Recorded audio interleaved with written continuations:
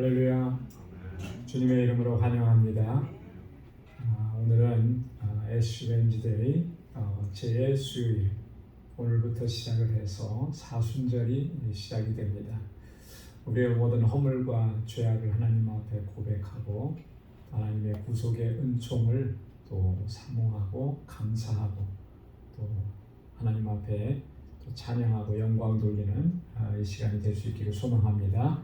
우리 다 함께 기도하겠습니다.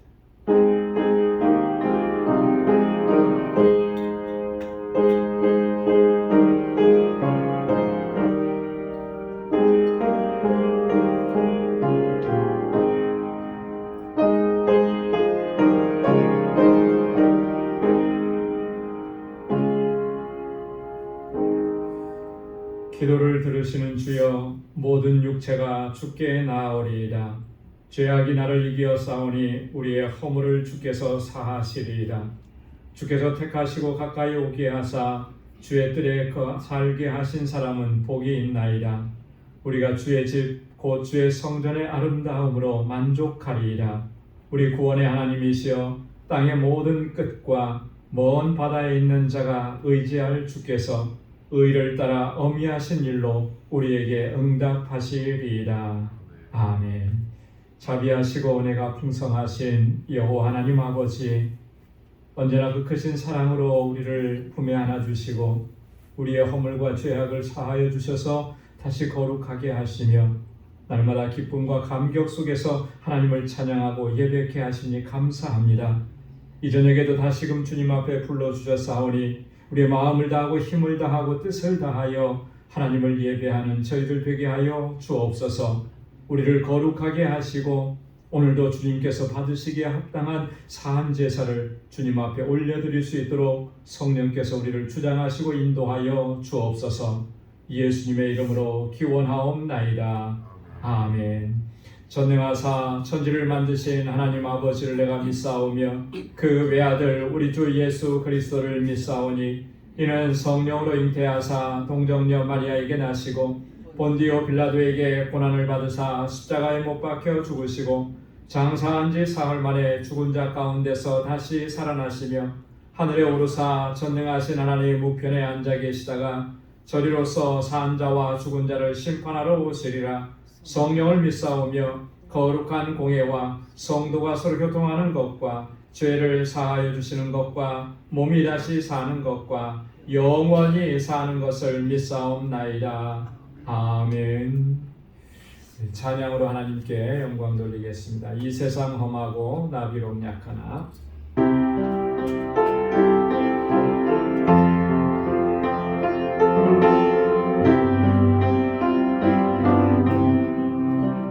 이 세상 험하고 나비록 약하나 늘 기도 힘쓰며 큰 권능 얻겠네. 주의 은혜로 대속 받아서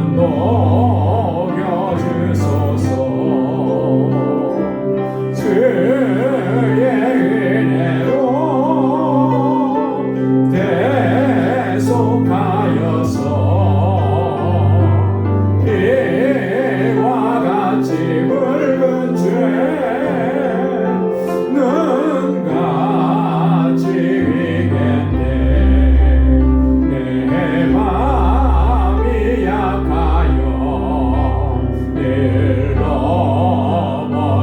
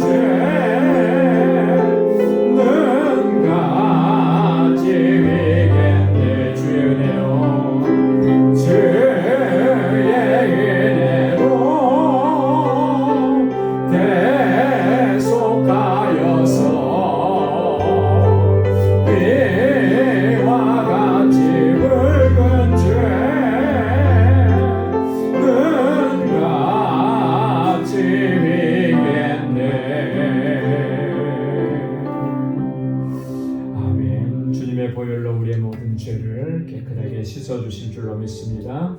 예수 십자가에 흘린 피로써 우리 힘차게 박수하면서 찬양하겠습니다.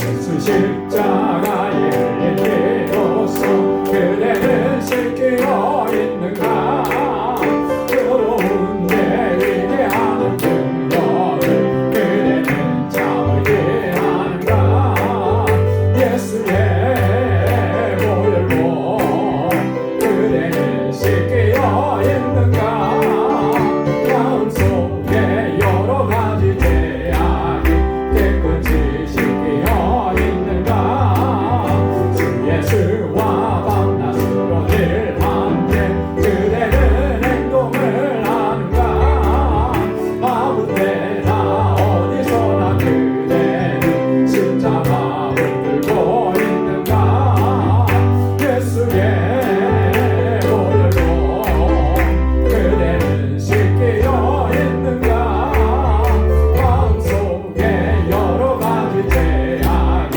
깨끗이 씻겨 있는가 주님 예수 다시 올 때 그대는 영접할 내복이 있는가 그대 몸은 거룩한 보성전에 들어갈 준비가 됐는가 예수의 보혈로 그대는 씻겨 있는가 마음속에 여러 가지 죄악이 깨끗이 씻겨 있는가 모든 죄에 더러워진 내 몸을 주 앞에 지금 다 벗어서 샘물같이 솟아나는 보혈로 눈보다 너에게 씻으라 예수의 보혈로 그대는 씻겨 있는가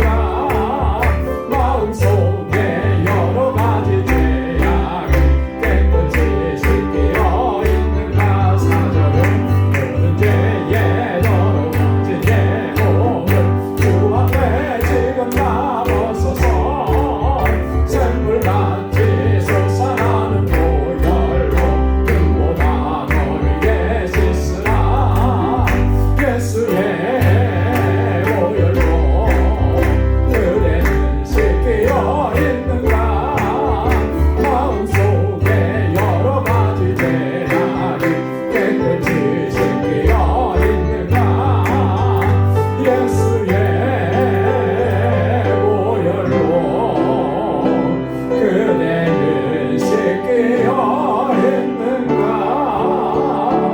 마음속에 여러 가지 죄악이 깨끗이 씻겨 있는가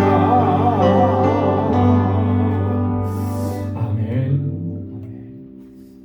예수로 나의 구주 삼고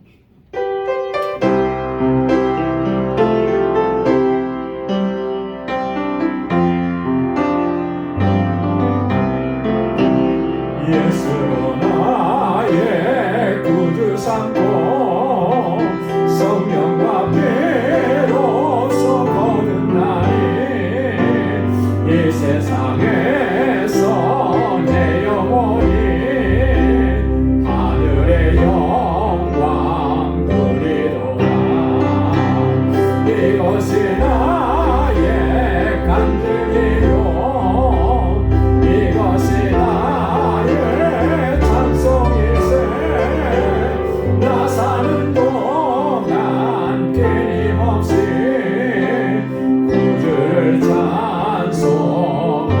찬송하리로다 온전히 주께 맡긴 내 영 사랑의 음성을 듣는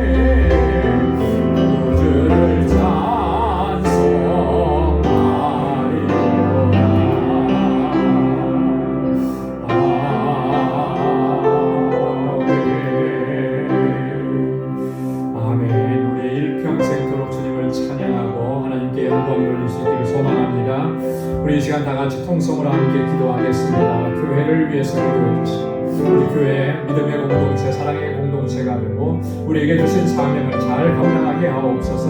하나님께서 세워주신 주의 종들에게 능력과 권능으로 함께 하시고 믿음으로 역사하게 하시고 성령으로 충만하게 하여 주옵소서. 우리 주일학교와 유스그룹과 EM을 위해서, 우리 사랑하는 자녀들을 위해서 함께 기도해 주시고, 특별히 우리 교사들과 우리 목회자 청빙을 위해서 함께 기도해 주시기 바랍니다. 우리 세계 곳곳에서 복음을 증거하는 우리 선교사님, 특별히 알라메다 광주교회, 또 사역을 이끌어가는 우리 장동훈 전도사님, 또 박진만 선교사님, 한여정 선교사님, 또 우리 알라메다 광주교회의 모든 믿음의 권속들을 위해서 기도해 주시고 단기 선교를 준비합니다. 하나님 은혜 위에 은혜를 더해 주시도록 같이 기도해 주시기 원합니다. 또 우리 지체들을 위해서 기도합니다. 육신적으로 연약한 분들을 위해서, 우리 연로하신 어르신들을 위해서, 여러 가지 힘들고 어려운 상황 가운데 있는 우리 사랑하는 권속들을 위해서, 특별히 한국에서 사랑하는 어머니의 장례식을 또 준비하는 우리 서영숙 권사님, 또 우리 강유원 장로님, 또 그 장례의 모든 절차를 위해서 기도해 주시고 우리 가족의 구원을 위해서 함께 기도합니다. 또 이 시간 가지고 나온 우리의 간절한 기도의 제목 하나님 앞에 아뢰겠습니다. 다 같이 통성으로 기도하겠습니다. 거룩하신 아버지 하나님 참 감사합니다. 아버지 하나님 이 저녁에 저희를 사랑하셔서 하나님 거룩하신 주님의 임재 앞으로 불러주셔서 하나님을 경배하고 찬양하게 하시니 감사합니다. 오늘부터 시작해서 40년이 시작이 됩니다. 하나님 먼저 회개하며 주님 앞에 나아갑니다. 우리의 허물과 죄악을 주 앞에 고백합니다. 주님 용서하여 주옵소서. 우리의 교만을 아버지 꺾어주시고 우리의 오만한 마음을 다스려주시고 아버지 항상 경배한 마음으로 주님 앞에 서서 아버지 하나님 거룩한 하나님의 백성으로 서서 주님을 경배하고 찬양하고 예배케 하여 주시옵소서. 오늘 우리의 예배를 듣고 흠양해 주옵소서. 또 하나님 아버지 이 시간 저희들의 마음을 같이 하고 뜻을 같이 하여 하나님 앞에 보여주고 간구하고 기도합니다. 먼저 아버지 하나님 우리 방주고 권세에 주님 세워주시고 여기까지 이끌어주시니 감사합니다. 정말 하나님께서 기뻐하시는 믿음의 공동체가 되게 하여 주옵소서. 아버지의 사랑으로 온전히 하나 되게 하여 주옵소서. 우리에게 주시니 영원권의 사랑으로 온전히 감당하는 온전한 믿음의 공동체가 되게 하여 주옵소서. 아버지 하나님 구원의 마음가 되게 하시고 세상을 향하여서 진리의 등대가 되게 하옵소서. 아버지 진리의 빛을 비추게 하여 주옵소서. 아버지께서 찾으시는 그 영혼으로 가득히 채워나가시도록 은혜의 일을 더하여 주시고 아버지 이를 무엇으로서 주의 종들 하나님의 신실하게 그들에게 능력과 권능을 다하셔서 저들의 믿음으로 역사하도록 인도하여 주옵소서. 아버지 하나님 우리 온 성도들이 서로 사랑하고 아끼고 위로하는 온전한 사랑의 공동체를 이루어내도록 주의 은혜를 베풀어 주시옵소서. 우리의 상한 마음을 위로하여 주시고 주님 치료하여 주시고 온전하게 회복시켜 주옵소서. 아버지 우리 사랑하는 자녀들과 이곳에 자라는 어린 신령들 학생들 우리 청장님들 위해서 기도합니다. 우리 유수그룹과 EM을 위해서 기도합니다. 오 하나님 아버지 저들이 정말 하나님의 말씀을 의지하여서 믿음으로 살고 하나님 경외하게 하소서. 이 세대 가운데 하나님 땅과 같이 사도바울과 같이 귀하게 쓰임받는 주의 인권들이 되게 하시며 저희들에게 하나님 솔로몬에게 주셨던 아버지 그 지혜와 명철함을 함께 해주시고 또 새벽에 주셨던 아버지 그 순결한 믿음을 허락하여 주시옵소서. 하나님 아버지의 목표를 준비합니다. 하나님 귀한 교육신들을 보내어 주옵소서. 늘 하나님의 수고하고 계시는 교사들에게 하나님의 은혜와 능력과 권능을 덧입혀 주시옵소서. 하나님 세계 곳곳에 넘쳐나는 우리 선교사님들 아버지 각별하게 붙잡아 주시고 그 사역지마다 하나님의 놀라우신 주님과 함께하여 주옵소서.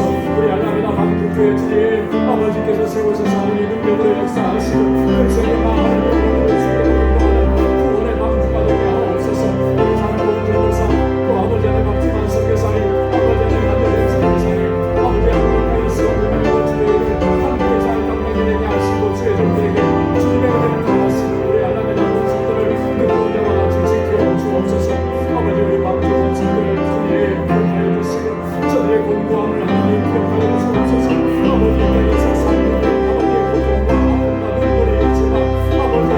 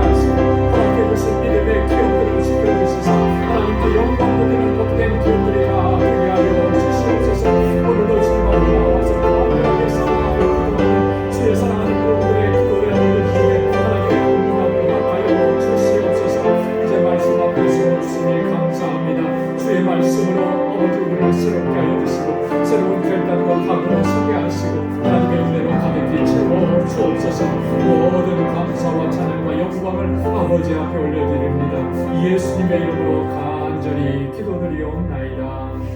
아멘. 할렐루야. 하나님께서 또 선한 응답을 허락해 주실 줄로 믿습니다. 오늘 함께 묵상한 말씀은 빌립보서 제4장 4절에서 7절까지 말씀입니다. 빌립보서 제4장 4절에서 7절까지 한 절씩 기도하겠습니다. 주 안에서 항상 기뻐하라. 내가 다시 말하노니 기뻐하라. 너의 관용을 모든 사람에게 알게 하라. 주께서 가까우시니라. 아무것도 염려하지 말고 다만 모든 일에 기도와 간구로 너희 구할 것을 감사함으로 하나님께 아뢰라. 그리하면 모든 지각에 태어난 하나님의 평강이 그리스도 예수 안에서 너희 마음과 생각을 지키시리라. 아멘.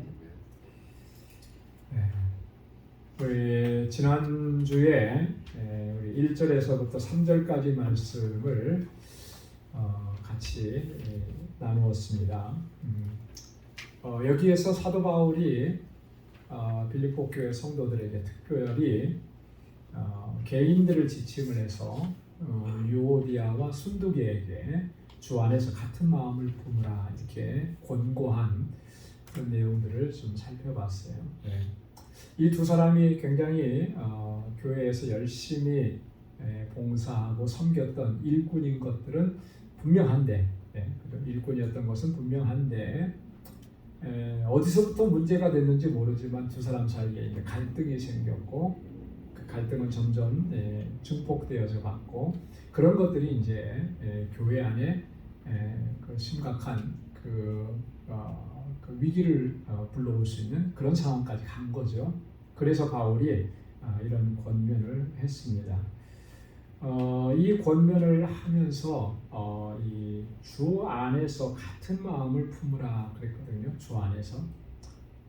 여러분 주 안에서 같은 마음을 품으라라고 하는 말은 한마디로 말해서 모두가 다 주님의 마음을 품어야 한다. 그런 의미인 거예요. 주님의 마음을 품어야 한다. 여러분 한 마음을 품으면 다툴 일이 없죠. 그죠? 한 마음을 품으면 갈등이 일어날 일이 없는 거예요. 우리 모두가 다 주님의 마음을 품으면 갈등이 생길 수가 없죠. 근데 주님의 마음을 품는 것이 아니라 내 생각을 우선하는 거예요. 그죠? 내 생각이 우선이 되어야 되고 내 생각이 이게 맞다고 주장을 하게 되면 필연히 그 가운데는 갈등이 생길 수밖에 없습니다. 우리나라가 지금 상당히 어려운 상황이잖아요. 국민적 감정들이 너무나 굉장히 극과 극으로 이렇게 나누어져서 가만히 이렇게 들어가 보면 서로가 다 옳은 거예요. 이쪽에 있는 사람은 나름대로 이쪽이 옳은 거고 이쪽에 있는 사람은 나름대로 이쪽이 옳은 거고 그러다 보니까 이게 간격이 좁혀지지 않고 그래서 이게 나중에 보십시오. 지금 우리가 어떤 상황인가 서로가 서로를 비난하고 그죠? 정죄하고 이렇게 과연 우리가 이래야 되는가 싶을 정도예요. 이래야 돼. 그 본인들이 가지고 있는 신념이나 사상이 얼마나 중요하길래 이 나라가 이렇게 두 쪽이 나도록 그렇게 주장을 해야 하는가? 어떤 분이 그런 얘기했어요. 외부의 적보다 내부의 적이 더 무섭다, 더 위험하다. 그렇죠? 어쩌면 우리가 외부에서 우리를 위협해오는 북한이나 중국이나 이런 게 더 위험한 거 아닌 것 같아요.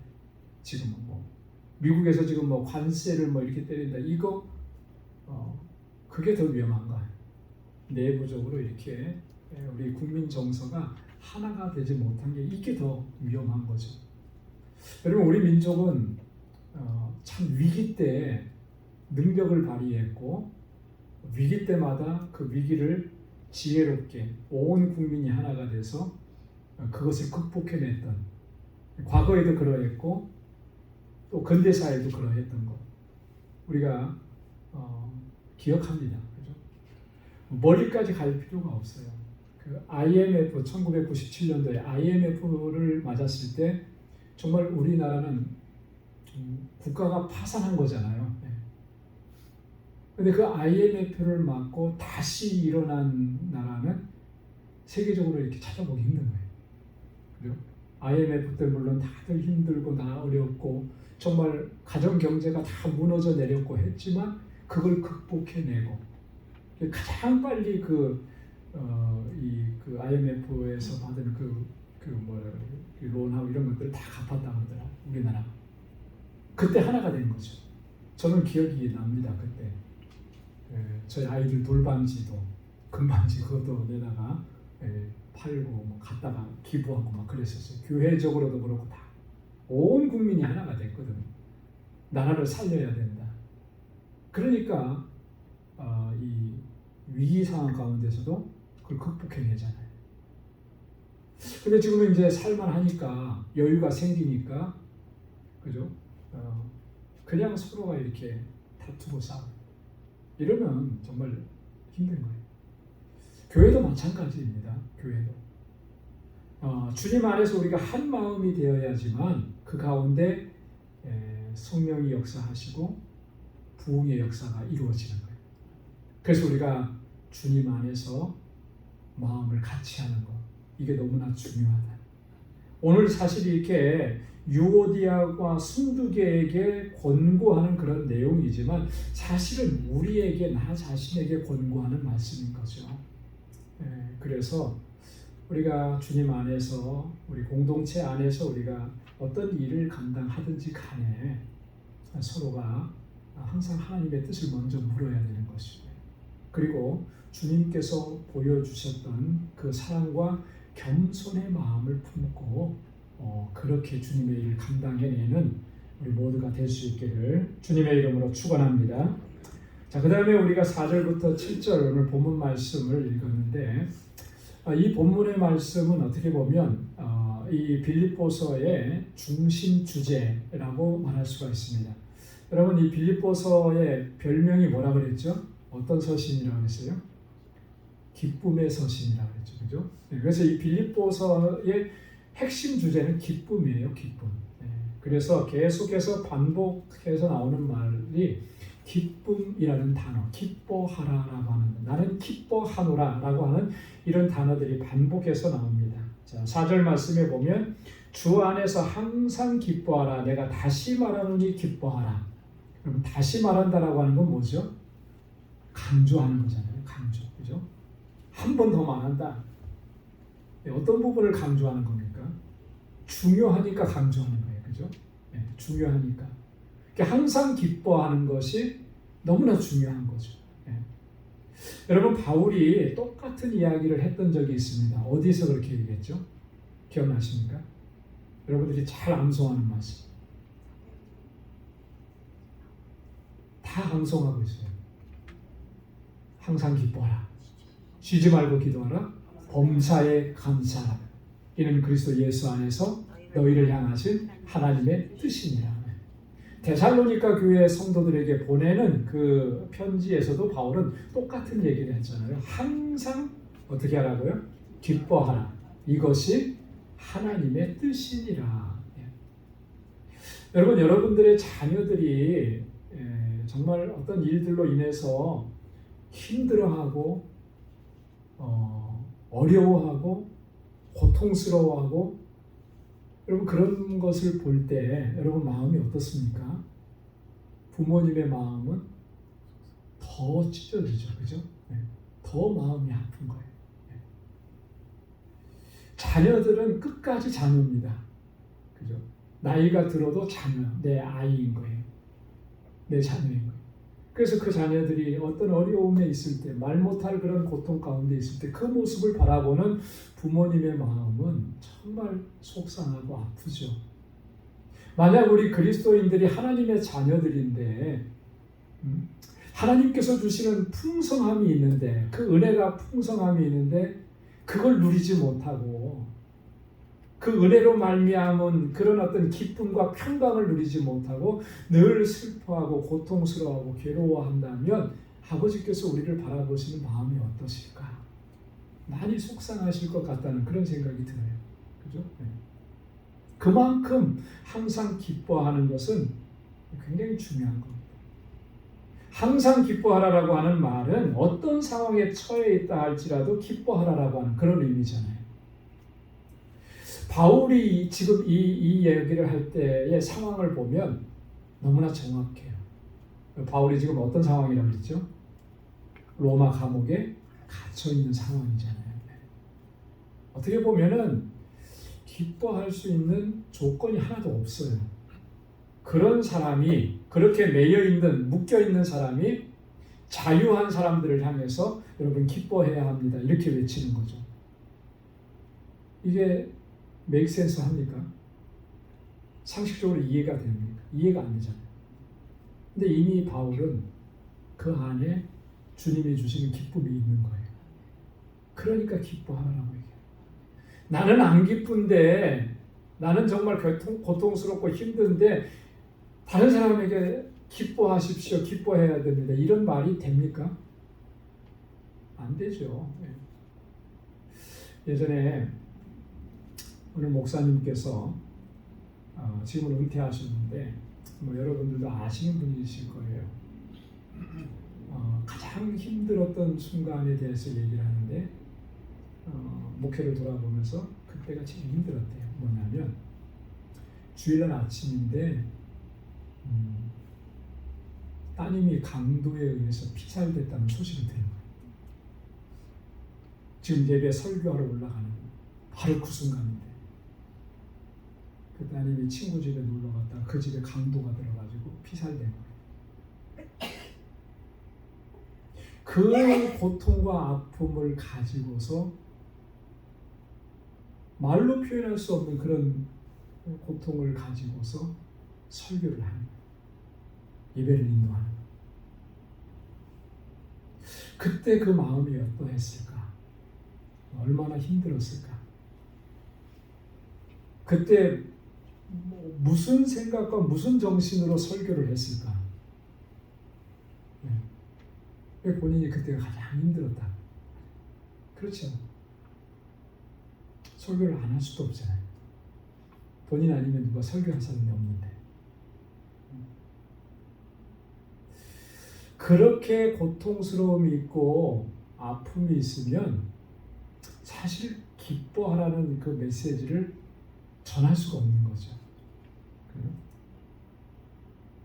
내 안에 기쁨이 있어야만, 내 안에 평강이 있어야만, 그래야만, 내 안에 감사가 있어야만 기뻐하라, 감사하라 이렇게 전할 수가 있는 것입니다. 바울은 그런 거예요. 지금 내 안에 그 기쁨으로 충만한 거죠. 그러니까 여러분 항상 기뻐해야 합니다.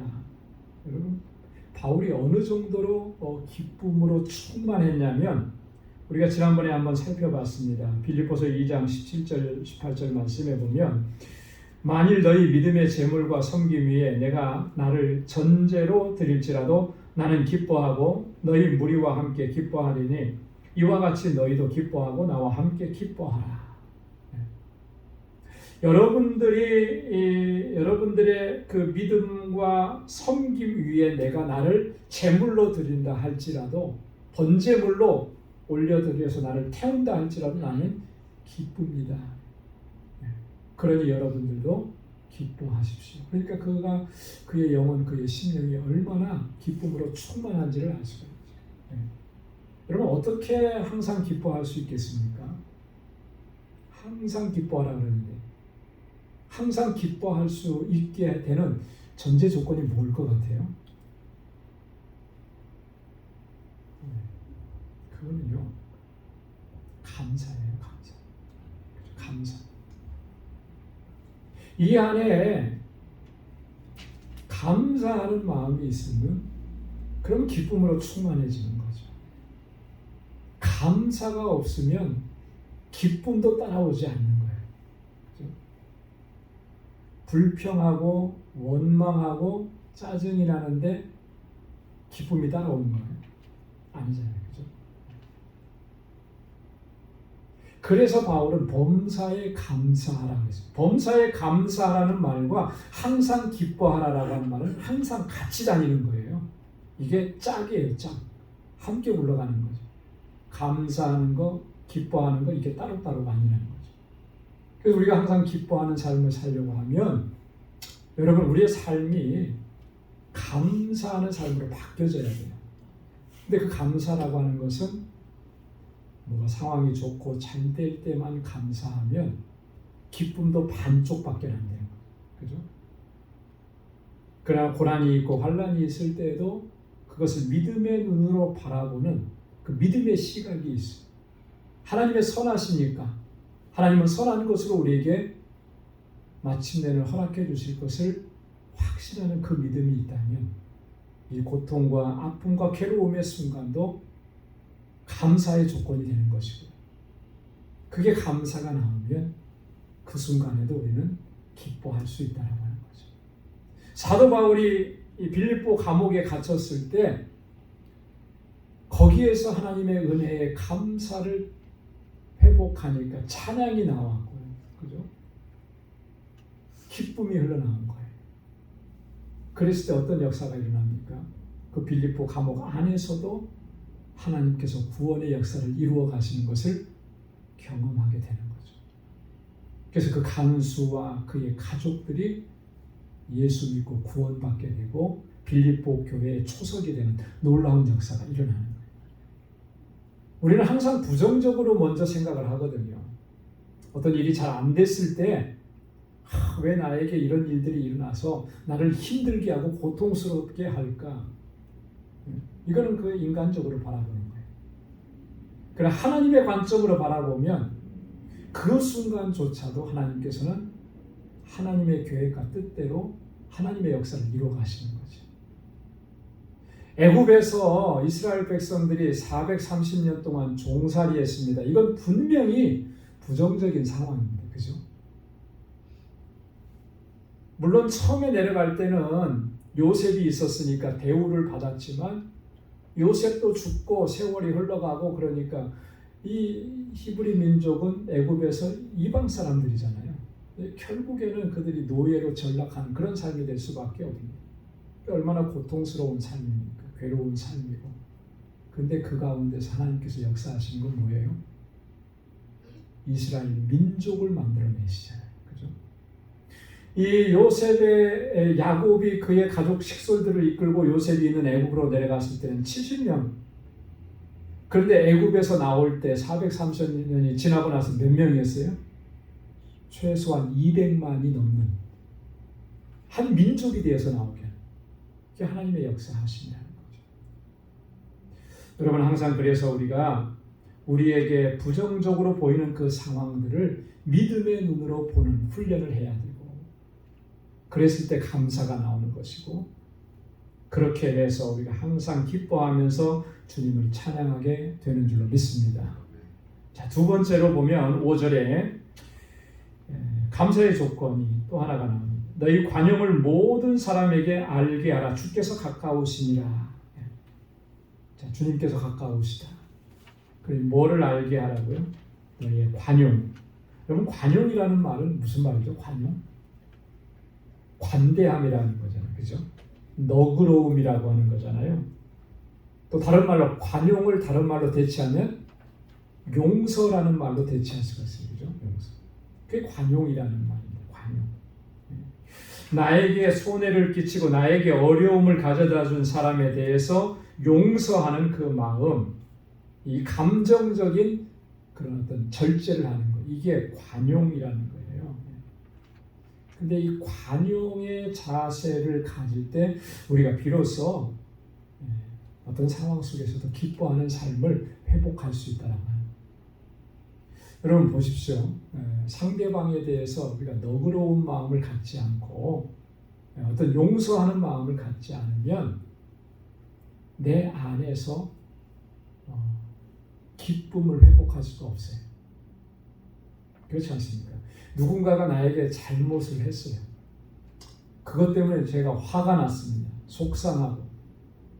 그 사람이 나에게 와서 용서를 빌기 전까지 나는 죽어도 용서 못 해주겠다. 그런 마음을 갖고 있으면 내 마음은 편합니까? 내 마음도 안 편한 거예요. 그죠? 네. 그 사람하고 안 마주쳤으면 좋겠는데 그런 사람하고는 또 너무나 자주 마주치는 거예요. 그럼 마주칠 때마다 또 생각날 때마다 이 마음에는 뭐가 일어나요? 분노가 일어나고 화가 일어나는 거잖아요. 용서하기까지, 내가 진정으로 용서하기까지 그 마음은 해결이 안 되는 거예요. 해결이 안 돼요. 잊어버리겠다고 한다고 그게 잊어버려지는 게 아니죠. 항상 우리를 괴롭게 합니다. 이게 관용의 마음을 갖는 게 얼마나 중요한, 이게 결국은 보면은 용서한다는 것도요, 나 자신을 위해서 용서하는 거지, 본질적으로 보면 그 사람을 위해서 용서하는 거 아니에요. 우리는 그렇게 생각하죠. 아, 저 사람 내가 큰 맘 먹고 용서했어. 그러니까 저 사람은 자유할 거예요. 어떤 면에서 보면요, 나에게 잘못한 사람은 아무렇지도 않게 살아갈 수 있어요. 그렇잖아요. 그냥 내가 저 사람 때문에 힘들고 고통스러웠으니까 나만 들볶이는 거예요. 사실 어떻게 보면. 나에게 잘못한 사람은 아무렇지도 않게. 근데 그 사람을 내가 용서 못하면 계속 나는 힘든 거죠. 괴로운 거죠. 미워하는 마음이 계속 생기는 거잖아요. 항상 이 자리에 있는 거예요. 그 사람을 용서했어요. 용서하면 사실 그 사람의 마음이 편한 게 아니라 내 마음이 편안한 거예요. 그렇죠? 내가 평안함을 얻고 내 마음에 자유함을 얻게 됩니다. 그 용서라고 하는 것은 본질적으로 하나님께서 우리 마음을 다스려 주시는 그런 은혜의 사건인 줄로 믿습니다. 그래서 용서가 중요한 거죠. 관용의 자세를 지니라. 여러분, 우리가 서로가 서로에 대해서 잘못한 부분들, 이런 것들을 너그러운 마음으로 감싸주게 되면 우리 안에 주님의 주시는 기쁨으로 다시금 충만하게 될 줄로 믿습니다. 자, 그 다음에 6절 말씀에 보면 이제는 기도에 대해서 권고합니다. 아무것도 염려하지 말고 다만 모든 일에 기도와 간구로 너희 구할 것을 감사함으로 하나님께 아뢰라. 할렐루야. 아무것도 염려하지 말고. 아무것도. 여러분, 염려한다라고 하는 것은 영적으로 보면 어떤 의미를 가지고 있느냐 하면요, 본질적으로 하나님의 보호하심과 인도하심에 대한 의심이에요. 그렇죠? 하나님은 항상 우리를 보호하시고 우리를 지켜주시고 우리를 인도해 주시는 게 이게 성경의 증언이고 그게 사실인데 이걸 의심하는 거죠. 자, 그러니까 늘 염려가 생기는 거죠. 하나님께 대한 신뢰의 결핍이 염려인 것입니다. 하나님을 신뢰하지 못하니까 염려하고 근심하고 걱정하는 거예요.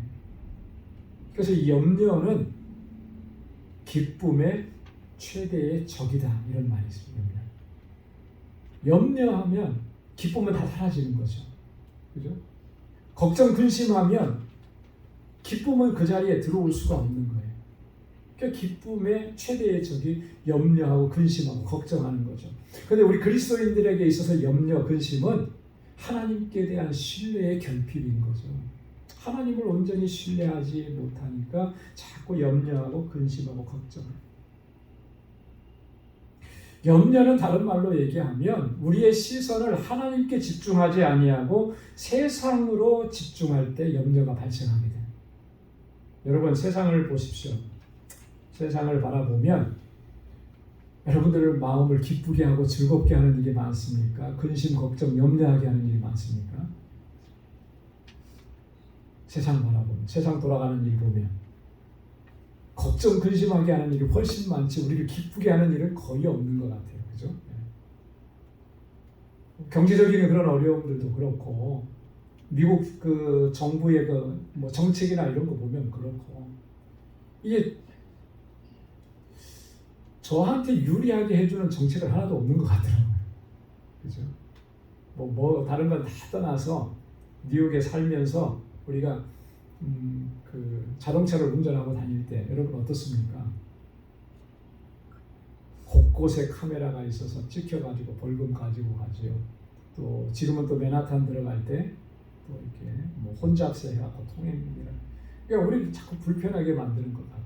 그러니까 세상을 바라보면 다 걱정하고 염려하고 근심할 것밖에는 없어요. 우리의 시선이 세상을 바라보면 그렇게 되는 거예요. 앞으로의 날들은 어떻습니까? 미래는 기대가 됩니까? 밝을 것 같습니까? 안 그런 거예요. 세상은 그래요. 요즘에 그런 공상과학, 예전에 공상과학 영화에서 나왔던 일들이 요즘에는 이제 현실화될 수도 있겠다는 그런 두려움도 있더라고요. AI 시대, AI 로봇, 그게 굉장한 속도로 발전하잖아요. 근데 중국에서 그랬다고 그랬나요? AI가 사람을 공격했다고 그러죠.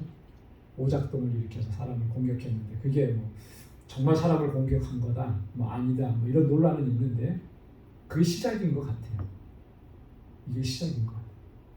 인공지능이 더 발전하게 되면 그러면 충분히 그럴 가능성이 있죠. 사람을 공격할 수도 있는 그런 상황이 될 수도 있는 거예요. 그런 거 생각하면 정말 섬뜩하죠. 무섭죠. AI 로봇하고 사람이 싸워서 이겨낼 수가 있겠습니까? 못 이겨요. 어떻게 로봇하고 싸워서 인간이 이기죠? 그런 거 생각하면 막 걱정되죠. 세상을 바라보면 그래요. 우리의 시선은 오직 여호와 하나님을 향해야 할 줄로 믿습니다. 하나님을 향해야 근본적으로 그 염려와 근심과 걱정이 사라지게 되는 거예요. 우리의 시선을 어디에 두느냐는 굉장히 중요한 겁니다. 굉장히 중요한 거예요. 산을 오를 때나 여러분 암벽을 등반하는 이런 사람들이 원칙이 하나 있대요. 그게 뭐냐면 아래를 보지 말라. 밑을 보지 말라. 아래를 보면은 어떠한 사람이라도 다 두려움에 휩싸이게 된다는 거죠. 저는 약간의 그 고소공포증이 있습니다. 그래서 높은 데 올라가서 밑에를 내려다보면 어지러지라고 무섭고 그러기까지 해요. 그런데 눈을 딱 들어서 위를 바라보면 어지러운 게 다 사라지는 거예요. 밑이 안 보이니까. 같은 원리인 거죠. 오늘 우리가 우리의 시선을 하나님께로 향할 때 우리의 모든 염려, 근심, 걱정은 다 거두어가 주시고 하나님의 주시는 평안함으로 채워주시는 줄로 믿습니다. 하나님을 향해서 시선을 하나님께 둔다라고 하는 것은 다른 얘기로 말하면 여기서 말하는 것처럼 다만 모든 일에 기도와 간구로 너희 구할 것을 하나님께 아뢰라는 거예요. 기도와 간구예요. 염려를 극복할 수 있는 방법은 하나님 앞에 엎드리고 하나님 앞에 기도하고 하나님 앞에 간구하는 것입니다. 여러분 주님 앞에 기도할 때 우리가 어떤 문제로 힘들고 어려움이 있다 할지라도 기도하는 그 사람의 그 상황을 하나님께서 만져주셔서 주님의 평강으로 만져주실 줄 믿습니다. 여러분 한나가 뭐 때문에 괴로웠죠? 한나는 자녀를 낳지 못하는 것 때문에 괴로웠어요. 엘가나의 두 번째 부인 누구죠? 분인나죠. 분인나는 그러니까 뭐 두 번째 부인 첩인데 자녀를 많이 낳았어요. 한나는 자녀를 못 낳으니까 조강지처라고 하더라도 이게 분인나가 자꾸 격동시키는 그것 때문에 너무너무 마음이 아파요. 그래서 한나가 어떻게 합니까? 주님 앞에 나아가서 눈물로 기도하죠.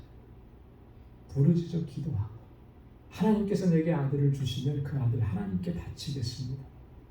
지금 사실 한나는 아들을 봄으로 인해서 내가 그 아들을 보면서 기뻐하고 즐거워하겠다 이런 거 아니거든요.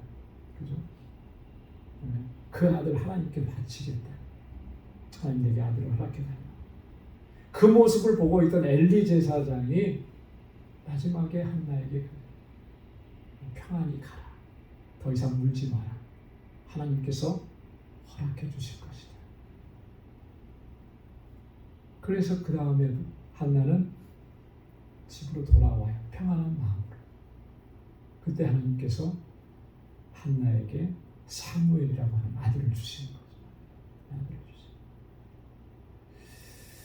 여러분 주님 앞에 엎드려 기도하고 간구할 때 하나님께서는 그 염려와 근심과 걱정을 다 거두어 가시고 하나님의 선하심을 그에게 응답해 주셔서 하나님의 주시는 평강을 누리게 하시는 줄로 믿습니다.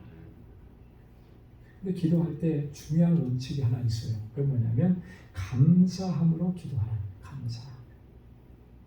여러분 우리가 하나님 앞에 뭔가를 간구하면서 기도할 때 감사함으로 간구한다라고 하는 것은 어떤 의미를 담고 있는 것이겠습니까? 그것은 이 기도에 하나님께서 응답해 주실 것을 확신하는 거예요. 그죠? 그 확신이 있을 때 감사함으로 하나님 앞에 기도하는 것입니다.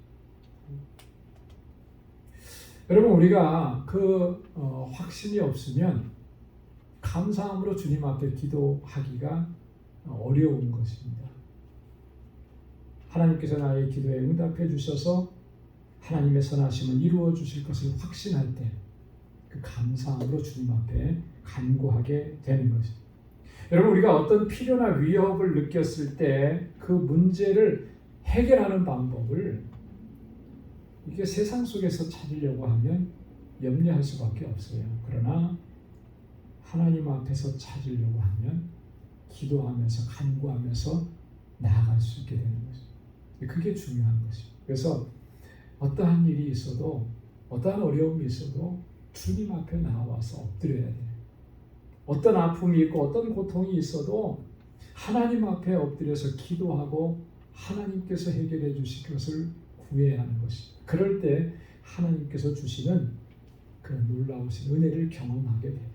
더 이상 염려하지 않고 근심하지 않고 주님의 주시는 기쁨으로 충만하게 하실 줄로 믿습니다.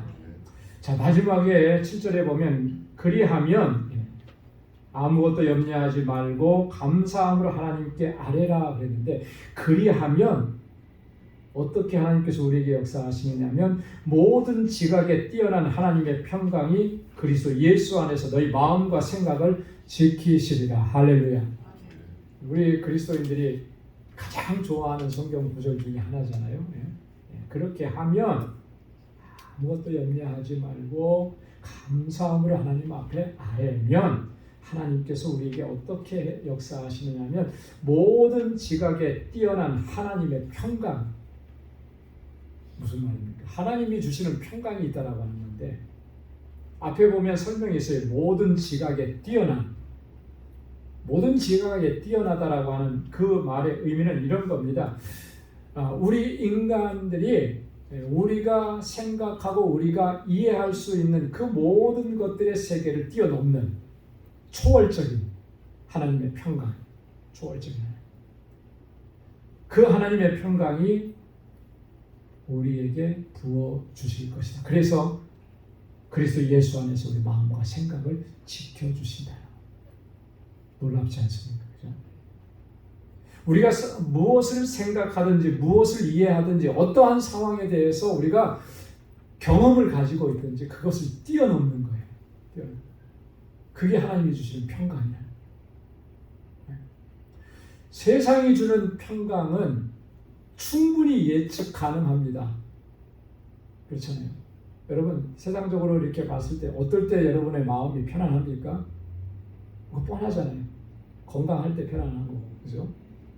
좀 우리 어카운트에 밸런스가 좀 많이 있어야 좀 편안한 거고, 그리고 집세가 밀리지 않도록 이렇게 잘 낼 수 있어야 편안한 거고, 아니면 또 좋은 집을 사고 그러면 편안한 거고, 내 자녀들이 좋은 직장이나 또 비즈니스 하면은 그 비즈니스가 잘 되면 편안한 거고, 세상에서 이 평강이라고 하는 것은 다 우리가 예측할 수 있어요. 다 눈에 보이는 것들입니다. 그러면 평안한 것이고 그게 없으면 불안하고 초조한 것이고 이게 세상입니다.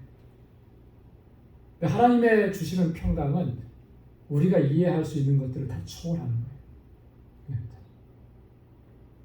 아까도 말씀을 드렸듯이 바울과 실라가 그 모진 매를 맞고 그 빌립보의 그 지하 감옥에 갇혀 있는데도 기뻐하십니다. 여러분 이게 이해가 됩니까? 이해가 안 되잖아요. 그죠? 안 돼요. 그런데 그 안에 있는 당사자들은 평안한 거예요. 그게 하나님이 주시는 평강이라는 것이죠. 사도 바울이 배를 타고 로마를 향해서 가는데 무려 14일, 2주간 동안이나 광풍에 의해서 그 배에 탄 사람들이 276명이 다 죽게 된 거예요. 우린 다 죽었다 이렇게 생각한 거죠. 그러니까 거기에 있는 군사들이 무슨 얘기까지 했습니까? 여기 있는 죄수들 다 죽이고 그리고 우리도 살 길을 찾자 이렇게 제안하기까지 했잖아요. 다 죽는 거예요. 다 죽겠다고 할 때 그때 유일하게 딱 한 사람 평안함을 누렸던 사람은 누구예요? 사도 바울이죠. 그런 상황 속에서 어떻게 평안함을 누릴 수가 있겠습니까? 그런 상황 속에서 그 다른 사람들을 향해서 여러분들 걱정하지 마십시오. 근심하지 마십시오. 이렇게 얘기할 수 있겠나요? 하나님이 주시는 평강이 있습니다. 하나님께서 주시는 평강은 모든 지각을 뛰어넘는 우리가 생각하고 우리가 판단하고 우리가 경험할 수 있는 것들 다 뛰어넘는 그런 평강을 우리에게 허락해 주시는 거 놀랍잖아요. 그죠? 놀랍. 우리가 정말 아무것도 염려하지 않고 기도와 간구로 우리 구할 것을 하나님 앞에 감사함으로 구하면 하나님께서 그런 평강을 우리에게 주신다는 거죠. 그래서 우리 마음과 우리의 생각을 지켜주신다라고 하는 거예요. 근심이 다 뭐 어디서부터 옵니까? 염려가 다 어디서부터 옵니까? 생각에서 오는 거잖아요. 그죠? 물론 환경이나 상황이 그런 것들을 제공하지만 그걸 자꾸 생각하는 거예요. 마음이 편안할 수가 없는 거예요. 자꾸 그거 생각하니까. 근데 그 생각과 그 마음을 하나님께서 지켜주시는 거예요. 여러분 그런 은혜가 저와 여러분들에게 충만하게 넘쳐나기를 바랍니다. 이런 하나님의 평강은 예수 그리스도와 연합한 사람들에게만 임하는 하나님의 특별한 은혜인 것입니다. 우리가 주님 안에 거하고 우리가 주님을 신뢰하고 주님을 의지하면서 그렇게 믿음으로 나아갈 때 그래서 주님과 하나됨을 이루어 나아갈 때 하나님께서 우리에게 그런 평안함을 주시고 또 하나님의 뜻대로 행하는 은혜를 허락해 주시는 저와 여러분들 가운데 그 은혜가 가득하고 또 주님의 주시는 평강으로 하나님께서 뜻하신 일들을 온전하게 이루어 나가는 저와 여러분들의 삶이 될 수 있기를 주님의 이름으로 축원합니다. 기도하겠습니다. 자비하신 아버지 하나님 감사합니다. 오늘도 이 저녁 이렇게 하나님을 경배하고 찬양할 수 있도록 주의 보좌 앞으로 불러주시고 또 주님을 경배하게 하시고 하나님의 귀한 말씀으로 우리를 깨우쳐 주시니 감사합니다. 오 하나님 아버지 항상 주님 안에서 기뻐하게 하시고 아버지 하나님 아무것도 염려하지 않고 다만 우리의 기도와 간구로 하나님 앞에 감사함으로 아뢰며 주님 앞에 나아가는 저희들 되게 하여 주옵소서. 우리 마음과 우리의 생각을 지켜주셔서 모든 염려와 근심으로부터 자유하게 하시고 하나님의 주시는 기쁨으로 충만한 삶을 살아가게 인도하여 주옵소서. 우리 사랑하는 성도들의 삶을 항상 눈동자와 같이 지켜주시고 언제나 믿음으로 승리하는 삶이 되게 하시고 하나님께서 기뻐하시는 믿음의 길을 걸어가는 우리 방주의 권속들이 다 되도록 은혜 허락하여 주옵소서. 이제는 우리 주 예수 그리스도의 무한하신 은혜와 하나님 아버지의 크고 놀라우신 사랑과 성령의 위로 교통 충만하심의 역사가 항상 기뻐하며 주님의 주시는 은혜 안에서 승리의 삶을 살아가기로 결단하는 우리 방주의 모든 믿음의 권속들과 또 저들의 가정과 직장, 생업의 터전 위에 이제로부터 영원까지 함께 하시기를 간절히 축원하옵나이다. 아멘.